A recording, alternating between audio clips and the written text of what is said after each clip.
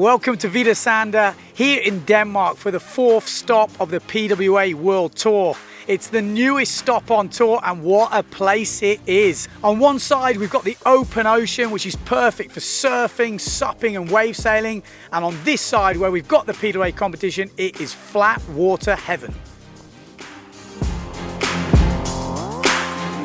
Day one served up some typical autumn Danish conditions. We had 14 to 20 knots. There was a bit of rain around, there was some cloud, but it was just some great slalom action. All the guys and the girls got through one elimination. And there was some, the main players were right up at the top of the fleet. We had Matteo Giacchino in second place, who is also in second place in the overall standings, and we had Pierre Mortefon winning the first elimination. In the women, this is their second event of the year, and it's actually their last, so all the world titles will be decided here. The world rankings leader, Lena Erdl, had a bit of a shocker in the first elimination and was down in 7th place. The upset, I would say, in the top three was new girl on the block from Poland, RSX racer Janowska. She managed to finish in second place with a great result, just ahead of Delphine Cousin, and winning it was Sarah Kita, last year's reigning world champion. Day two came, the sun came out, but the wind didn't show up, and there wasn't enough for official slalom competition. So what we thought we'd do is we'd go to the harbour, the crowds are out, and we put on a freestyle showdown. Well, it's rude not to when you've got reigning World Tour leader Amado Vrieswijk, you've got Tati Frans and Dutch hotshot Davy Scheffers. Day three served up some awesome slalom conditions, and we even had some sun. There was a big course set and the wind just got stronger and stronger all the way to the final. I think we had up to 20 knots, so it was really great slalom to watch. The results, well, they were coming back to normal because a few of the big guns had some shockers in the first round. Williams, Van der Steen, Frans, Antoine Albo, all in the 20s to 30s had shockers in that elimination one, but in elimination two they came back strong.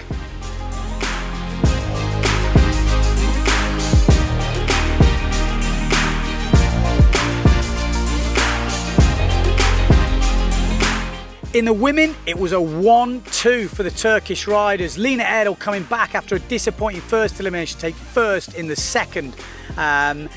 Second place, Fulya Unlu. Great race from her and managed to hold off Sarah Kita all the way on that last reach. And obviously Sarah Kita had to settle for third place.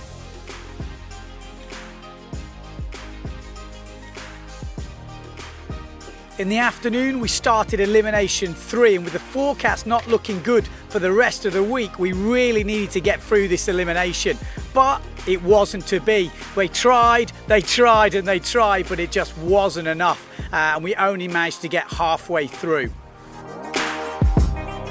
Okay, so that is it for Denmark, Hvide Sande. We are done, and okay, we had 2 eliminations, but they were good eliminations, and we saw a new kid on the block, Sebastian Kerdel, getting his first podium, and like he said, that sort of got him there a little bit earlier than he expected, so he was super happy. Second place, Pierre Mortefon, another, again, solid result for him. He won that first elimination, didn't quite get it together in the second, ended up second, and Matteo Giacchino managed to snag that first place, and that has catapulted him right to the top of the overall standings, just on equal points with Mortefon, and it goes on countback. So really interesting stuff in the men's fleet. In the women, wow, Sarah Kita offering, she ended up winning this competition. That was enough to get her the overall title. In second place, Delphine Cousin. It wasn't enough to get her into the second place, and Lena Erdl ends up in second in the overalls, and Delphine has to settle for third. So there you go, that's it for Denmark. We'll be back next year. What a great place, and we can't wait.